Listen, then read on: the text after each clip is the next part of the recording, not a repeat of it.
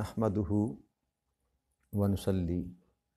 व नुसल्लिमु अला सय्यदिना व मौलाना मुहम्मदिन रसूलिहिल नबिय्यिल अमीनिल मकीनिल हनीनिल करीमिर रऊफिर रहीम। अम्मा बअद फ़अऊज़ु बिल्लाहि मिनश शैतानिर रजीम। बिस्मिल्लाहिर रहमानिर रहीम। वाजिबुल एहतराम साथियों, अल्लाह ताला का बेपनाह लुत्फ़ व करम और उसका एहसान अज़ीम है कि जिसकी तौफ़ीक से हम उसके ज़िक्र के लिए उसके घर में जमा हैं। आज हम अल्लाह की तौफ़ीक से सूरा यूनुस की आयत नंबर 46 से अपने सबक का आगाज़ कर रहे हैं। अल्लाह करीम ने इरशाद फरमाया, व इम्मा नुरियन्नका बअदल्लज़ीना नअइदुहुम औ नतवफ़्फ़ियन्नका फ़इलैना मर्जिउहुम सुम्मल्लाहु शहीदुन अला मा यफ़अलून। कि ख़्वाह हम आपको इस अज़ाब का कुछ हिस्सा दुनिया में ही दिखा दें जिसका हमने उनसे वादा किया, या इससे पहले आपको इस ज़ाहरी ज़िंदगी मुबारक में वफ़ात दे दें, तो उन्हें बहर सूरत हमारी ही तरफ लौटना है। फिर अल्लाह इस पर गवाह है जो कुछ वो कर रहे हैं। अल्लाह करीम फरमा रहा है कि मेरे हबीब या ईमान वालो, कि ऐसा भी हो सकता है कि इस जो काफिर जो अज़ाब की बात कर रहे हैं, अल्लाह अगर चाहे तो उस अज़ाब का कुछ हिस्सा जो है वो आपकी ज़िंदगी मुबारक में ही इनको दिखा दें, आपको दिखा दें। या ये है कि ज़ाहरी तौर पर आपकी हयात मुबारक है, उसको अल्लाह ताला वफ़ात अता कर आपका विसाल मुबारक हो जाए। मगर इन दोनों ही सूरतों में इन्होंने पलट कर तो मेरी ही तरफ आना है, बल्कि दुनिया में अज़ाब उन पर कुछ आ जाए आपकी ज़िंदगी मुबारक में या ना आए, मगर इन्होंने पलट कर मेरी ही तरफ आना है। और अल्लाह इस पर खुद गवाह है जो कुछ वो कर रहे हैं। तो दोनों ही सूरतों में ये कि अगर अल्लाह चाहे तो इस दुनिया में भी इंसान की बुराई के बदले में उस पर अज़ाब नाज़िल कर सकता है, और अगर अल्लाह ना चाहे तो उस सारे अज़ाब को है जो वो आखिरत के लिए अल्लाह करीम जो उसके लिए रख दे। ये अल्लाह की अपनी मर्जी पर है। आगे अल्लाह के इरशाद फरमा रहा है, वलिकुल्लि उम्मतिर रसूल फ़इज़ा जाअ रसूलुहुम क़ुदिया बैनहुम बिलक़िस्ति व हुम ला युज़लमून। कि हर उम्मत के लिए एक रसूल आता रहा, और फिर जब उनका रसूल आ चुका तो उनमें इंसाफ के साथ फैसला कर दिया गया और उन पर जुल्म नहीं किया जाएगा। इस आयत मुबारका की दो तरह की तौजीहात की जा सकती हैं, या इसके दो महमल हो सकते हैं। एक तो ये कि अल्लाह करीम ने किसी उम्मत पर भी कोई ऐसा अमर नाज़िल नहीं किया जब तक कि कोई रसूल उनके दरमियान मबूस ना किया, कि हर उम्मत पर एक रसूल भेजा जाएगा या भेजा गया, उसके बाद अल्लाह करीम की तरफ से जो भी अमर नाज़िल हुआ। और दूसरी तौजीह इसकी ये की जा सकती है कि क़यामत के दिन हर उम्मत पर उसका रसूल गवाह बनाकर पेश किया जाएगा। ये दोनों ही तरह की जो हैं तौजीह इस आयत मुबारक में की जा सकती हैं। तो पहली, अल्लाह करीम ने कुरान करीम में कई एक मुकामात पर इसका जिक्र किया। अल्लाह फरमा रहा है कि हम अजाब देने वाले नहीं जब तक हम ये रसूल इन पर ना भेज दें। इस बनु इसराइल में सूरा नंबर 15 में अल्लाह ने फरमाया कि उस वक्त तक किसी भी उम्मत को हम अजाब नहीं देते जब तक हमारा रसूल उनके दरमियान आ ना जाए, हमारा पैगाम उन तक पहुंचा ना दे, और वो मेरे रसूल के पैगाम को मानने से इनकार ना कर दे। तो इस मुकाम तक जब पहुंचते हैं तो फिर अल्लाह करीम जो है वो कहता है मैं उनको अजाब जो है उससे दो चार करता हूं। इसी तरह अल्लाह करीम ने सूरह नसा में फरमाया کہ ہم نے بشارت دینے والے اور ڈرانے والے رسول بھیجے تاکہ رسولوں کے بعد لوگوں کے لیے اللہ کے سامنے عذر پیش کرنے کا موقع نہ رہے، یعنی کہ یہ قیامت کے دن کوئی بندہ عذر نہ پیش کر سکے کہ مولا ہمیں تو بتانے والا ہی کوئی نہ تھا، ہمیں تو تیرا پیغام دینے والا ہی کوئی نہ تھا۔ تو اللہ فرماتا ہے اس وقت تک میں ان کی گرفت نہیں کروں گا، ان پر عذاب نہیں دوں گا، چاہے دنیا کا ہو یا آخرت کا ہو، جب تک ان میں اپنا کوئی نہ کوئی رسول مبعوث نہ کر دوں، ان تک اپنا پیغام نہ پہنچا دوں۔ اور بھی کئی آیا مبارکہ ہیں اس قرآن کریم میں، جگہ جگہ پہ اللہ کریم نے اس کا ذکر کیا۔ اور اسی طرح دوسری جو توجیہ ہے اس کی کہ قیامت کے دن اللہ کریم جو ہے ہر نبی کو اپنی امت پر گواہ بنائے گا۔ اللہ کریم ارشاد فرما رہا ہے، یہ سورہ نساء کی آیت نمبر 41 ہے، اس وقت کیسا حال ہوگا جب ہم ہر امت سے ایک گواہ لائیں گے، اور پھر اے رسول مکرم صلی اللہ علیہ وآلہ وسلم ہم آپ کو ان پر گواہ بنا کر لائیں گے۔ تو نبی اکرم صلی اللہ علیہ وسلم ساری امتوں پر گواہ ہوں گے، یعنی کہ ایک تو ہر امت پر ان کا رسول اور نبی گواہ ہوگا، اور پھر اللہ کریم نے تاجدار کائنات صلی اللہ علیہ وسلم سے فرمایا کہ آپ کو پھر ان سب پر گواہ لائیں گے، کیونکہ نبی اکرم صلی اللہ علیہ وآلہ وسلم کی جو حیثیت ہے انبیاء کرام میں وہ خاتم المرسلین کی ہے، خاتم الانبیاء کی ہے، آپ سب سے بعد آئے اور تمام نبیوں کی اور تمام کتابوں کی تصدیق کرنے والے تھے، اور آپ کے علم میں تھا جو کچھ بھی ہر نبی نے کی، جیسے تاجدار کائنات صلی اللہ علیہ وسلم کی احادیث مبارکہ میں بھی اور قرآن کریم میں بھی اللہ نے بیان فرمایا کہ یونس علیہ السلام نے اپنی قوم کے ساتھ یہ معاملہ کیا، لوط علیہ السلام نے ایسے تبلیغ کی، حضرت آدم علیہ السلام نے اتنی تبلیغ کی، نوح علیہ السلام نے اتنی تبلیغ کی۔ تو یہی گواہی ہے جو قرآن بھی دے رہا ہے اور تاجدار کائنات صلی اللہ علیہ وآلہ وسلم بھی دنیا کے سامنے پیش کرتے رہے۔ تو اللہ کریم نبی اکرم صلی اللہ علیہ وسلم کو بھی شاہد بنا کر قیامت کے دن کھڑا کرے گا سارے نبیوں کی امتوں پر۔ پھر یہ جو تاجدار کائنات صلی اللہ علیہ وسلم کی امت ہے نا، جس میں ہمارا شمار ہوتا ہے، اس کے مطلب بھی اللہ کریم نے سورہ بقرہ کی آیت نمبر 43 ہے، دوسرے پارے میں اللہ نے فرمایا کہ اسی طرح ہم نے تمہیں بہترین امت بنایا تاکہ تم لوگوں پر گواہ ہو جاؤ اور یہ رسول تم پر گواہ ہو، کہ یہ امت محمدیہ جو ہے نا صلی اللہ علیہ وآلہ وسلم، یہ بھی ساری امتوں پر گواہ ہے، اور اس کا بھی سبب یہی ہے کہ ہمیں بھی نبی اکرم صلی اللہ علیہ وآلہ وسلم کی زبان اقدس سے سابقہ امتوں کے احوال جو ہیں وہ معلوم ہیں۔ ہم بھی یہ گواہی دے سکتے ہیں کہ نبی اکرم صلی اللہ علیہ وسلم کی زبان اقدس سے ہم نے سنا ہے کہ ابراہیم علیہ السلام نے اس طرح کیا، موسیٰ علیہ السلام نے فرعون کے سامنے اس طرح کیا، اور قرآن کریم جب ہم پڑھتے ہیں تو قرآن کریم میں جو اللہ نے قصص بیان کیے اس پر بھی ہم بطور گواہ ہیں کہ ہمیں اللہ کریم نے یہ کتاب میں ان کے قصص بیان فرما دیے اور ہم نے سن لیے، اور ہم اس چیز کے گواہ ہو گئے کہ واقعی موسیٰ علیہ السلام فرعون کے دربار میں جا کر جو انہوں نے حق بیان کیا تھا۔ تو اس طرح جس طرح نبی اکرم صلی اللہ علیہ وسلم کو ساری امتوں پر گواہ لایا جائے گا، سارے نبیوں پر گواہ لایا جائے گا، اسی طرح اس امت محمدیہ کو ساری امتوں پر گواہ لایا جائے گا۔ تو یہ بات اللہ کریم بیان فرما رہا ہے کہ ایسا ممکن نہیں ہے، یہ حجت جب تک تمام نہ ہو جائے، انصاف کے کرینے کے قریب بھی نہیں یہ بات آتی کہ جب تک آپ کسی بھی بندے پر اگر کوئی معاملہ سزا دینا چاہیں تو اگر وہ یہ کہے کہ میرے پاس تو آپ کا پیغام ہی نہیں پہنچا، تو پھر سزا دینے کا کوئی باقی حق بچتا نہیں ہے۔ تو اللہ یہ فرما رہا ہے کہ میں نے کوئی ایسی امت یا کوئی ایسا قبیلہ گروہ جس کو میں نے عذاب جس پر نازل کیا، ایسا نہیں ہے کہ میں نے اپنا رسول نہ بھیجا۔ ہر امت پر، ہر قبیلے پر، ہر علاقے پر میں نے اپنا نبی رسول بھیجا، اور پھر جب ان کی واضح نشانیوں کو جٹلایا انہوں نے اور میرے نبیوں کی تکذیب کی، تو پھر اللہ کریم کے عذاب نے ان کو گرفت کیا۔ اسی طرح قیامت کو ہوگا، جن جن قوموں نے،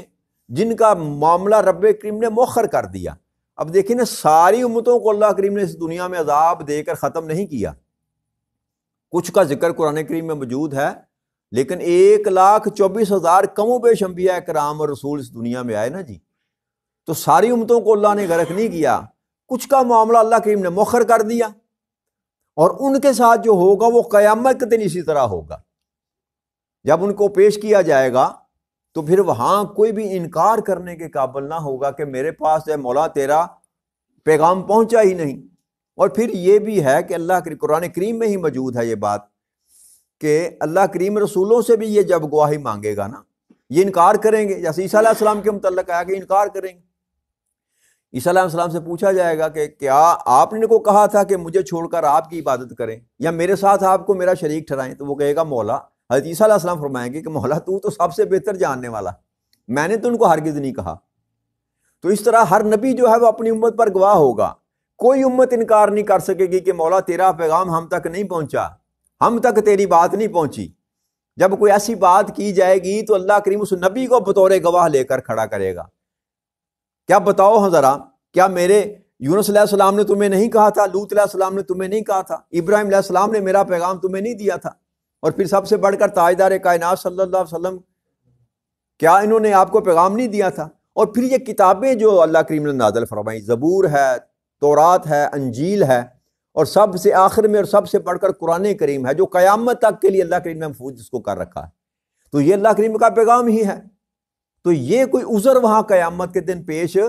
نہیں کر سکے گا کہ مولا کریم مجھ تک تیرا پیغام نہ پہنچا۔ اب چونکہ نبی اکرم صلی اللہ علیہ وآلہ وسلم جو ہیں ان کو اللہ نے خاتم الانبیاء بنایا، اور آپ ظاہری حیات مبارکہ کا اپنا دورانیہ دنیا میں گزار کے دنیا سے رخصت ہو گئے، تو اب قیامت تک کے لیے دین تو تاجدار کائنات صلی اللہ علیہ وآلہ وسلم کا ہی چلے گا، اور پیغام دے لیں کہ اللہ کریم نے نبیوں کی جگہ جو ہے وہ جس کو تاجدار کائنات صلی اللہ علیہ وسلم فرمایا تھا کہ میرے دین کے وارث جو ہیں وہ میرے علماء کرام ہیں، اب یہ ذمہ داری علماء کرام جو ہیں وہ نبھا رہے ہیں۔ پیغام پہنچایا جاتا ہے، قرآن پڑھ کے سنایا جاتا ہے، حدیث پڑھ کے سنائی جاتی ہے، یہ اللہ اس کام سے روکتا ہے، اللہ اس بات پہ راضی ہوتا ہے۔ یہی وہ پیغام ہے جو نبی اکرم صلی اللہ علیہ وسلم جو تھا اس وقت کے لوگوں کو دیا کرتے تھے، مگر فرق صرف اتنا ہے کہ وہاں تو تاجدار کائنات صلی اللہ علیہ وسلم لوگوں کو دین کی طرف بلایا کرتے تھے، مگر آج جو ہم دین پر ہیں، ہمیں دین سمجھانے کے لیے اللہ کریم نے یہ بندوبست کیا کہ لوگوں کو پیدا کیا، ایسے لوگوں کو جو دین کا علم رکھتے ہیں، تو وہ دین کے متعلق جو ہیں وہ ہمیں آگاہ کرتے رہتے ہیں۔ اس لیے ہم میں سے بھی کوئی یہ عذر پیش نہیں کر سکے گا قیامت کے دن کہ مولا مجھے علم نہ تھا کہ شراب پینا حرام ہے، یا مولا مجھے یہ علم نہ تھا کہ زنا کرنا حرام ہے، یا مولا مجھے علم نہ تھا کہ حرام کمانا جو ہے حرام ہے، یا جتنے بھی ہم توجیحات یا اپنی طویلیں یہاں دنیا میں پیش کرتے ہیں نا، اور ہم نے حلال کو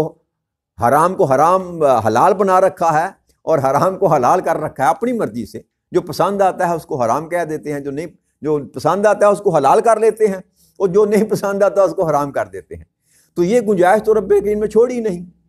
تو وہاں جب اللہ کے حضور پیش ہوں گے تو یہاں پر جو ہم ساری چلاکی کرتے ہیں وہاں پر ہماری چلاکی کوئی چلنے والی نہیں ہے۔ ایک تو سارے نبیوں کو جو ہے اللہ کریم گواہ لائے گا، اور دوسرا اللہ نے فرمایا کہ میں خود گواہ ہوں، اور وہ ذات وہ ہے کہ جو ظاہر کو بھی جانتی ہے اور ہمارے باطن کو بھی جانتی ہے۔ سب گواہوں کے اوپر پھر اللہ خود گواہ ہے، اللہ کہتا ہے میں خود گواہ ہوں جو کچھ تم کر رہے ہو۔ تو پھر تیسری بات یہ کہ جیسے میں نے کئی دفعہ آپ سے عرض کی کہ انسان کے یہ اپنے اعضاء جو ہیں نا یہ بھی گواہی دیں گے، آپ کے ہاتھ بولیں گے، آپ کے پاؤں بولیں گے، جسم کا ایک ایک عضو جو ہے وہ آپ کا بولے گا کہ مولا آپ کے کان بھی گواہی دیں گے، آپ کی آنکھیں بھی گواہی دیں گے۔ تو وہاں پر تو انکار نہیں کیا جا سکتا۔ لہٰذا اللہ کریم یہ جو بتا رہا ہے نا کہ جب تک میں حجت اپنی تمام نہ کر لوں اس وقت تک میں کسی کی گرفت نہ دنیا میں کرتا ہوں نہ آخرت میں کروں گا۔ اللہ کا قاعدہ اور قانون ایک ہی ہے، تمام حجت پوری کرنے کے بعد رب کریم کسی کو سزا سنائے گا۔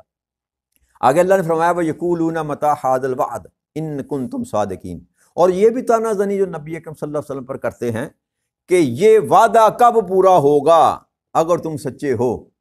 کہ نبی اکرم صلی اللہ علیہ وسلم جب فرمایا کرتے تھے نا کہ ان قریب اللہ کا عذاب جو ہے وہ آنے والا ہے، یا اللہ کی گرفت آنے والی ہے، تم باز آ جاؤ اپنی حرکتوں سے، کفر سے باز آ جاؤ، شرک سے باز آ جاؤ، تو یہ طعنہ دیا کرتے تھے کہ کب وہ آپ کا عذاب آئے گا۔ تو یہ اللہ کریم اس کی بات کر رہا ہے کہ یہ آپ سے یہ بھی کہتے ہیں کہ وہ کب آئے گا عذاب، تو اس کا اللہ کریم نے جواب دیا قُلْ لَا أَمْلِكُ لِنَفْسِي ضَرًّا وَلَا نَفْعًا إِلَّا مَا شَاءَ اللَّهُ لِكُلِّ أُمَّةٍ أَجَلٌ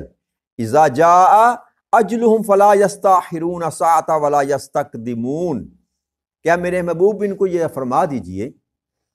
کہ میں اپنی ذات کے لیے نہ کسی نقصان کا مالک ہوں نہ نفع کا، مگر جس قدر اللہ چاہے ہر امت کے لیے ایک وقت مقرر ہے، ایک میعاد مقرر ہے، جب ان کی میعاد آ پہنچتی ہے تو نہ وہ ایک گھڑی پیچھے ہٹ سکتی ہے نہ ایک آگے بڑھ سکتی ہے۔ تو یہاں تاجدار کائنات صلی اللہ علیہ وسلم کی زبان اقدس سے یہ بات جو ہے ان کو کافر اور مشرکوں کو یہ سمجھائی گئی کہ میں ذاتی حیثیت میں نہ تمہارے کسی نفع میں شامل ہوں نہ نقصان میں شامل ہوں، میرے پاس یہ قدرت نہیں ہے اٹ سیلف، ذاتی حیثیت میں اس بات پہ قادر نہیں ہوں کہ تمہیں کوئی نفع پہنچا سکوں یا نقصان پہنچا سکوں، مگر جس قدر اللہ چاہے کہ تمہیں نقصان پہنچانا یا نفع پہنچانا یہ اللہ کی منشا اور مرضی کے مطابق ہے۔ اور دوسری بات یہ کی کہ ہر ایک امت کے لیے ایک اللہ نے ایک وقت مقرر کر رکھا ہے، اور جب کسی امت کا وقت آ جاتا ہے تو پھر وہ نہ ایک گھڑی پیچھے ہٹ سکتا ہے نہ ایک گھڑی آگے ہٹ سکتا ہے۔ تو اللہ کا امر نازل ہونا یا اللہ کا جو عذاب آنا ہے وہ اللہ کی ہی مرضی کے ساتھ ہوتا ہے۔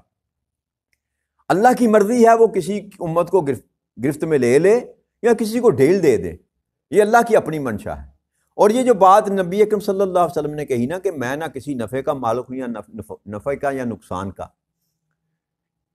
اس کو لوگ دوسرے پیرائے میں تھوڑا سا لے کر جاتے ہیں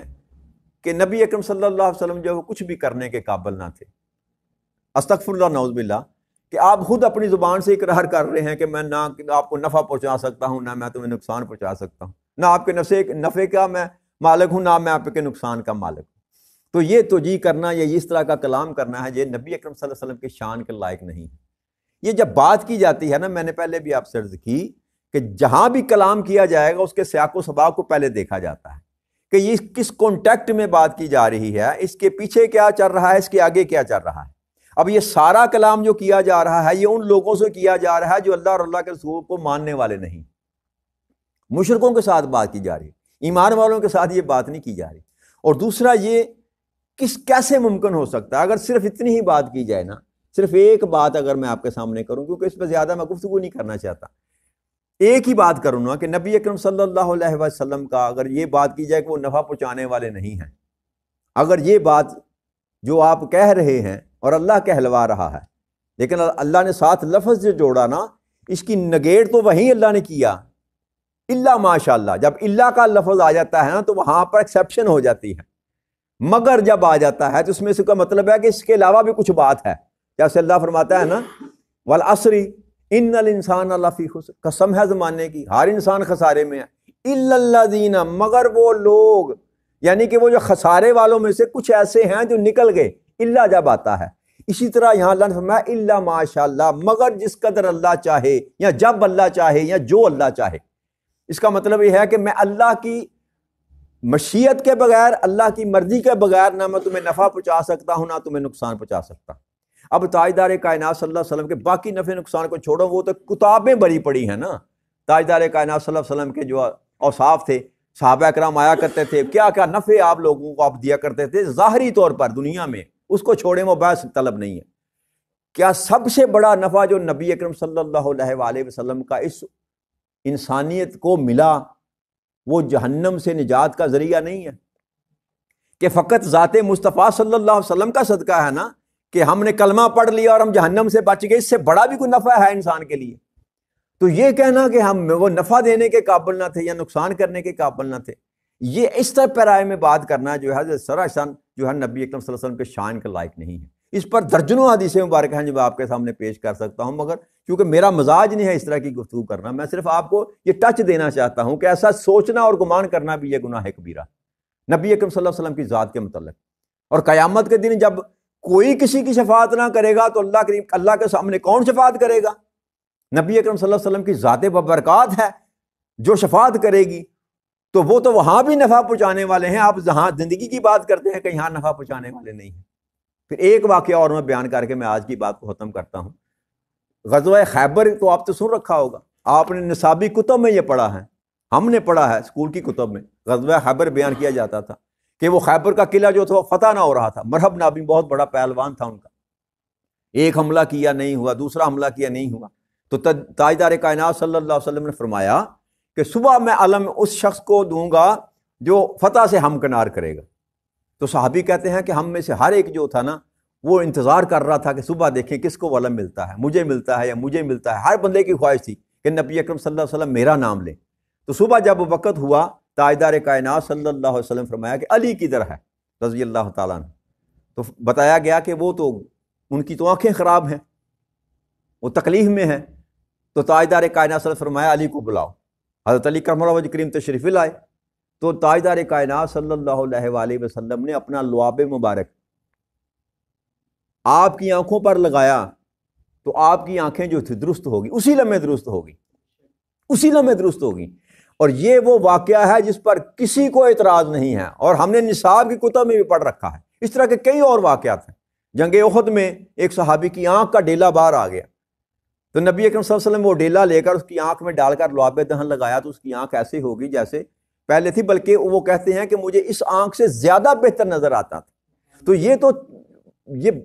اس طرح کا گمان کرنا، ایمان والا جو ہو اور تاجدار کائنات صلی اللہ علیہ وسلم کا امتی بھی ہو، آپ کو اپنا نبی بھی مانتا ہو اور سارے نبیوں پر آپ کو سب سے سردار بھی مانتا ہو، خاتم الانبیاء بھی مانتا ہو، اللہ کا محبوب بھی مانتا ہو، پھر اس طرح کا اگر وہ قیاس کرے تو اس کو جاہلیت کے سوا کچھ اور نہیں کہا جا سکتا۔ لہذا اس طرح کی باتوں کی طرف گمان بھی انسان کا نہیں جانا چاہیے کہ تاجدار کائنات صلی اللہ علیہ وسلم جو ہیں وہ ہم کو نفع یا نقصان نہیں پہنچا سکتے۔ تو لہذا یہ باتیں جو ہیں یہ امتی کے لیے جائز نہیں ہیں۔ کوئی غیر امتی اگر کوئی بات کرے نا تو چلو پھر بھی سمجھ آتی ہے، وہ تو ماننے والا ہی نہیں ہے نبی اکرم صلی اللہ علیہ وسلم کو۔ مگر ایک شخص جو مانتا بھی ہے، اپنا نبی بھی کہتا ہے، تاجدار کائنات صلی اللہ علیہ وسلم کو اپنا رسول بھی مانتا ہے، خاتم الانبیاء بھی مانتا ہے، پھر ایسی باتیں کرے تو وہ زیبا نہیں دیتی۔ لہذا ایسی گفتگو سے ہمیں اجتناب کرنا چاہیے۔ ایسی گفتگو سے، جیسے نبی اکرم صلی اللہ علیہ وسلم کو کہا گیا کہ آپ کہہ دیں کہ میں آپ کی طرح بشر ہوں، تو کیا وہ ہماری طرح بشر تھے؟ ایسا ممکن نہیں ہے۔ یہ کچھ مقام ایسے ہوتے ہیں جہاں پر اللہ کی طرف سے بندگی کے اظہار کے لیے یہ بات کی جاتی ہے، اور جب ان سے کہا جاتا ہے نا کہ میں تمہارے نفع نقصان میں کسی چیز میں بھی قادر نہیں ہوں، تو اس کا مطلب ہرگز نہیں ہے کہ وہ نفع نقصان کر نہیں سکتے۔ اللہ تعالیٰ آپ کو مجھے بھی دین مبین کی صحیح جو توجیہ ہے اس کو سمجھنے کی توفیق عطا فرما دے۔ وما علینا الا البلاغ المبین۔ السلام علیکم ورحمۃ اللہ۔